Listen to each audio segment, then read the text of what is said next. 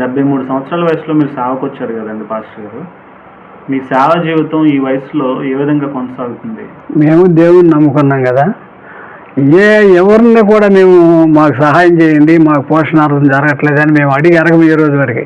ఎప్పుడు కూడా దేవుడు ప్రార్థన చేసుకుంటాం, అయ్యా నాకు ఆరోగ్యాన్ని అయ్యా, ఆహారాన్ని ప్రభువ, వస్త్రాలని అయ్యా, ఉండటానికి గృహాన్ని ప్రభువ, నాకు ధనధాన్యాలు వద్దు, మేడమిద్దులు వద్దు ప్రభువ, నేను నీ సువార్త ప్రకటించడానికి ప్రభువ నాకు కావాలి ప్రభువ అని నేను దేవుడు ప్రార్థన చేసుకుంటాను ఉంటా. దేవుడు నాకు ఏ టయానికి ఏది కావాలో అది సమకూరుస్తుంటాడు. దేవుడు నాకు ఎవరిని ప్రేరేపించినా, ఏది నేను కావాలనుకున్నా కూడా దేవుడు నాకు అవన్నీ సమర్పిస్తాడు. ఎవరిని నేను అడగను, అయ్యా నువ్వే నాకు పోషణకర్తవు, నువ్వే నాకు దాన్ని నేను దేవుని యొక్క దగ్గర ప్రార్థన చేసినప్పుడు నాకు ఏ కొదువు ఉండదు అనమాట.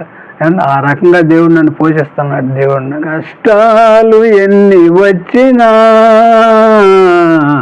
ఏదనలు ఎదురైనా, కష్టాలు ఎన్ని వచ్చినా,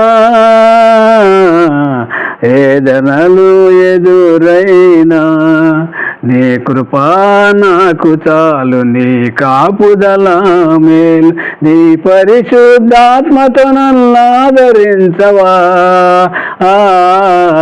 ఈ పరిశుద్ధాత్మతో నన్ను ఆదరించవా, నీ చల్లని నీడలో, నీ చక్కని సేవలో నా బ్రతుకు సాగనిమ్మయా యేసయ్యా, నా బ్రతుకు సాగనిమ్మయా.